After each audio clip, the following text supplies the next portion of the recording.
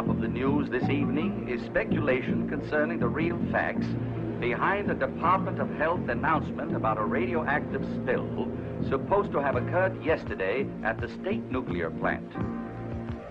Information from an official source, which reached our newsroom this afternoon, stresses the seriousness of the situation.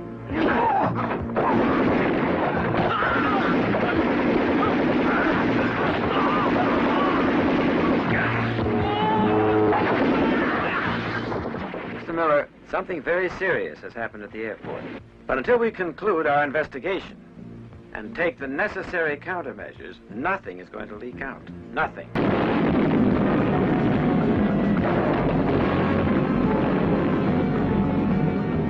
This individual and others like him have been subjected to strong doses of atomic radiation, which increase their physical capacities beyond the norm. In short, it's a kind of a Superman.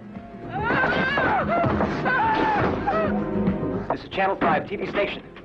We're being attacked. For God's sakes, send somebody fast. God help us all.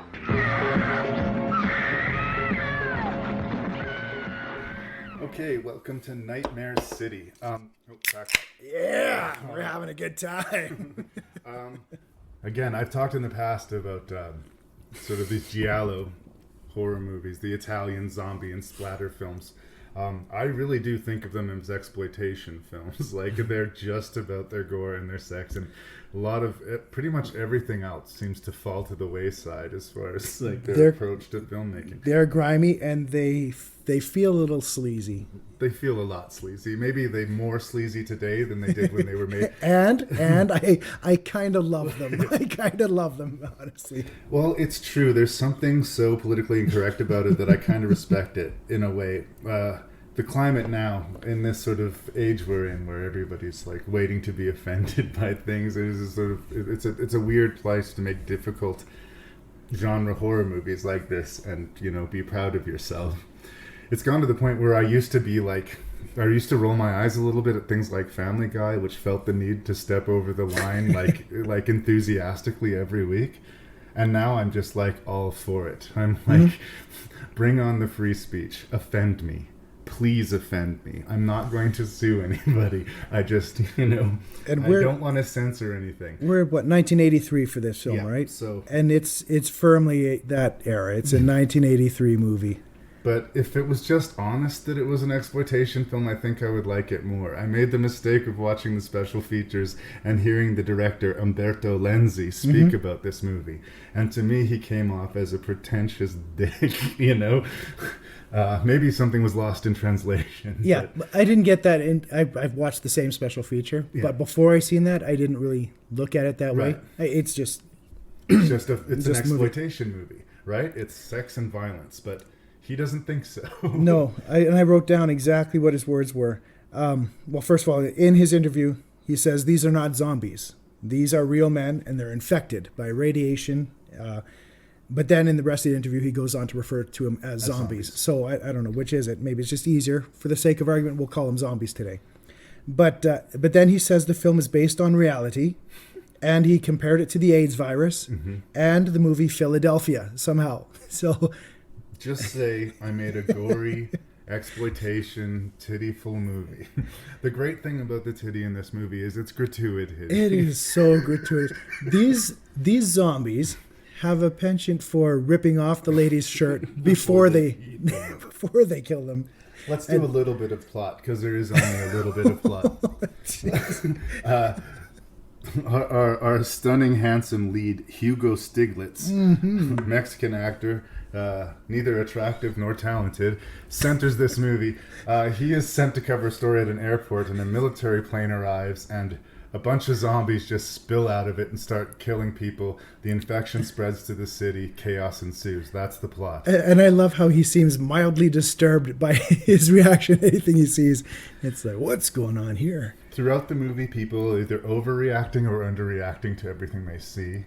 The camera will be following somebody and then actually get distracted because they have to zoom in on a body on the street just to make sure you don't miss that gore.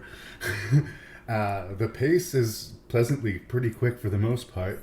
And I will give the movie points for you really don't know what you're going to see moment to moment. Like, there's something really crazy about it. I know that a lot of people have a lot of affection for it. Quentin Tarantino is a big fan. Yeah, Tom I've heard Savini that. is supposed to be making a remake of this movie. But at the end of the day, if you asked me, am I a fan of Nightmare City? Would I recommend it to people? I would say there's a very, very thin sliver margin of people who I would say, yes, you would like Nightmare City. The rest of us can just sit this one out. I'm here to say I am in that very slim margin. Right. This movie was in a VHS clamshell in the local mom and pop store called City of the Walking Dead at that time. And I must have rented that as a 12, 13-year-old kid like 20 times. I'm not sure what it was that drew me to this movie. I bet I could guess. But this movie, for what it's worth, it starts at minute 1 and it doesn't stop. It's pure chaos from the get-go and insanity. And there's craziness, there's carnage. And like Quentin Tarantino, like you said, he raves about this movie. And he points out this is the first film where zombies are running. Yeah. So this predates 28 Days Later and everything. Return of the Living Dead, all of those. These zombies run and they use weapons. So these are the zombies that don't just use teeth. In fact, they don't really. Well, they almost are vampiric in a way where they drink blood, but they carry knives, they carry guns, they know how to use weaponry, so they do everything. And like I said, before they stab a lady, they rip her shirt off first. Maybe that spoke to 13-year-old me. Again, this is just me being naive, expecting any kind of consistency, I guess. But some of them seem to be the slow, staggered, proper zombie, and some of them are high-speed, weapon-wielding zombies. There's not a lot of consistency at all, and it also has this narrative structure where, and I hate to spoil this movie from 1982 for you guys. But it's one of these movies where it was all a dream. And as a storytelling conceit, you have to have really impressed me for me to let that slide at the end of the movie. And I guess maybe in its defense, the fact that it's all a dream kind of helps to make sense of the nonsense that we see throughout the movie. Okay. I mean, if we're going to get to the ending already, we can do that. I mean, that's the problem with the film is... It's the biggest cop-out F-U. It's an F-U to the audience that what you watched for 88 minutes actually didn't happen. And now the movie's going to start, and then we're going to roll credits. Yeah, but what it does, he wakes up from a dream and says, oh, what a crazy dream. And then it goes on, and it replays the first 3 minutes of the movie. And then it says on the screen, the nightmare becomes reality. ... And yeah, it's a cop-out ending. Yes. And we talked about the ending to 13 Eerie, where they just didn't write an ending. Right. Here, they did the dream ending. And which one's worse to you? I prefer 13 Eerie as a movie overall, for sure. I guess I'll say 13 Eerie bothered me less, but it felt to me like in 13 Eerie, maybe they just ran out of money. Like maybe they did have an extended sequence where the teacher turned into a super zombie and they had to fight him in the prison, but they just ran out of money. And they just said, well, let's do this then. It sort of felt like... When I was 12 or 13, I don't think the ending really bothered me because of all the craziness I saw for the previous 90 minutes. But yeah, it's the worst ending. It's not an ending at all. I mean, it's 13 Eerie leaves you kind of on a cliffhanger. You think what you want happens. Maybe they get away, maybe they didn't. Tell yourself the rest of the story. But this is no ending. And the thing that bothers me, that same behind the scenes interview with the director, he says the original ending was that they get away on the helicopter and he thought that from was the silly. amusement park. And he did not like that. He defended his dream and the circular ending by saying it is smart. And the message it gives is that this could actually happen. Well, I would argue it was neither of those things. I had to rewind that and say, what the hell? But I don't know. And it's saying we just watched an 88-minute dream sequence is, like I said, it's a middle finger and F you to the audience. You just watched an 88-minute dream of... So if he's dreaming this, why is he dreaming about scenes that he's not in? Yeah. But I guess it's in defense of the movie, I suppose. And again, I'm not as big a fan as a lot of people. There's a scene, probably, I'm going to guess somewhere dead center of the movie, where we cut from some piece of carnage to a bunch of chicks in super tight swimsuits doing this weird dance yoga thing in a film studio. And the sequence goes on for quite a long time. We have to talk about that soon. And then, like, thrusting and gyrating, and we cut to the control room and the monitors. And then after, I'm going to say 5 minutes, maybe it wasn't, but maybe it was 3, it felt like 5. Then zombies just come into the place, rip the girls' clothes off, and kill them. One of them, I believe, gets their breast actually severed off. He cuts the nipple. Yeah. He actually like cuts around the nipple.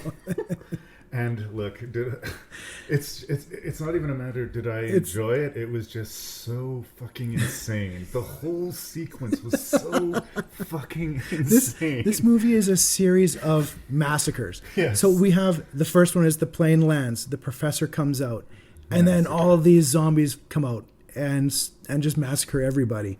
And then we have the workout TV studio massacre. Yep. Then we have a hospital massacre scene. Then we go to, there's a gas station. And then we have the amusement park. Just a bunch of, for a low budget movie. They had a lot of action. They went everywhere. Yeah. They crossed that city.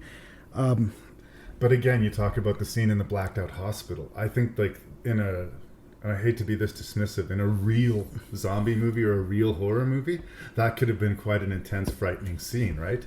You're in a hospital, there are zombies, so that's a bad place to be, and all of the lights go out, and you have to find your way out, right? I think that could be a quite frightening, tense, terrifying, and violent over-the-top scene, but we just get violent and over-the-top, because that's all this director knows. You talk about the inconsistencies, during the... when they're doing the workout video. Yes. There's a zombie that gets the door closed on his fingers. Yes. And he lets out a yell and retreats in pain.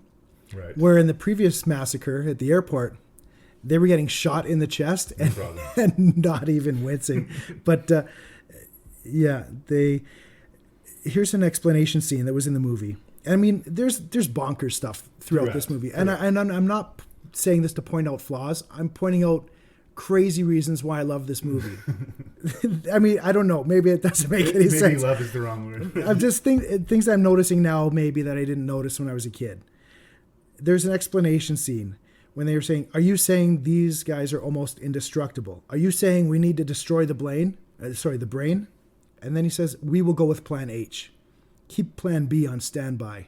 And we know neither what of those the plans. fuck? Why are we starting with plan H and then going to plan B? What about plan A? Why don't we start with plan A? And also that sentence would make more sense if we knew what plan H or plan B was. It was kind of an Ed Wood moment, I thought. Let's start with plan H. How many different plans we got? But everybody, it's insanity. The victims run up to the zombies and they stop and they scream while the zombies have a moment to, rip off their shirts and stab them.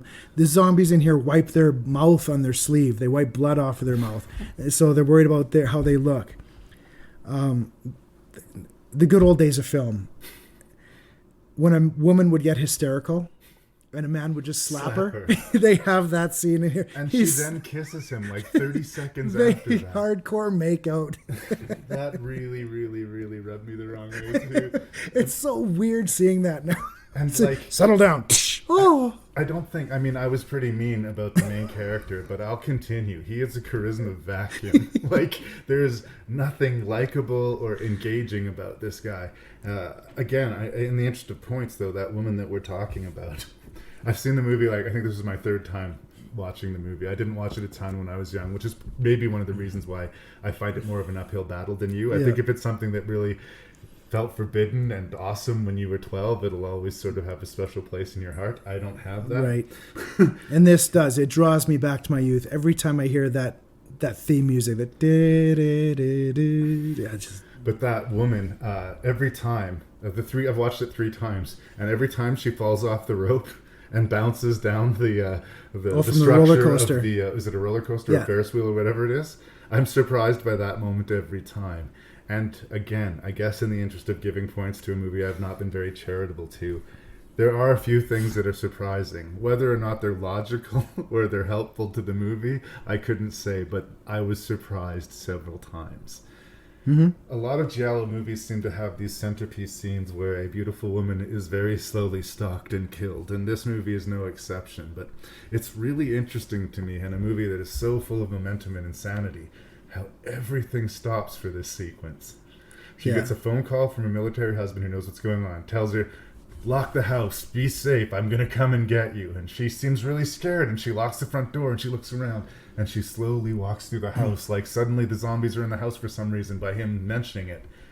And then she walks out her back door, leaves the back door wide open, stands in the backyard, and sees the lawnmower mowing by itself. So I'm implied, okay, her gardener is now a zombie or something. And then she just shrugs that off, walks into the house, fixes herself a drink. Some drinks. And I keep on thinking, why are we watching this? What is this? And it goes on forever. And yes, spoilers, finally she is killed by a zombie. And we don't care. So. It's not a smart movie, Larry. It's not a metaphor for AIDS, as the director will tell you. It is craziness. Stuff doesn't make sense. Let's start where the movie starts. The airplane lands and all these zombies come out. So was a zombie flying this plane? Who's flying this plane? The zombies in this movie drive cars. Yep. They do everything. And I don't know. I have to question, if I didn't see this movie as much as I did, if I didn't fall in love with it when I was 13, maybe I'm praising it too much. Yeah. It's probably not as good a movie as I say. It's got that Italian zombie movie dubbing, which a lot of people have problems with, sometimes. But I find that part of its charm. I'm a fan of the Italian zombie genre. I enjoy it almost because of the dubbing, because of the flaws, because of just the crazy things that happen in it. There's a movie I seen in the theater, which I really enjoyed, Planet Terror. Right. And I know you've seen it as well. I think part of the reason I enjoyed that movie so much is because of how much it reminded me of Nightmare City. Influences all over. This movie in particular, it just reminded me so much of this movie that zombies, I watched so much in my youth. And then I later watched an interview with Tarantino where he talked about the resemblance with Nightmare City and Planet Terror. And I thought, that's it. Yeah. I will say this. I mean, I've been largely unkind to the movie, but I think in the right mood with enough beer, this is a good time. But if you're just sitting down and you've never seen this before, I don't know. I don't know if I can recommend it. You got to know what you're going into. It's a 1983 Italian zombie movie. It's not smart, but it's wall-to-wall shit happening. And it's memorable. Whether or not you like it, it will stick with you. You won't shake it easily, but it's certainly not for everyone.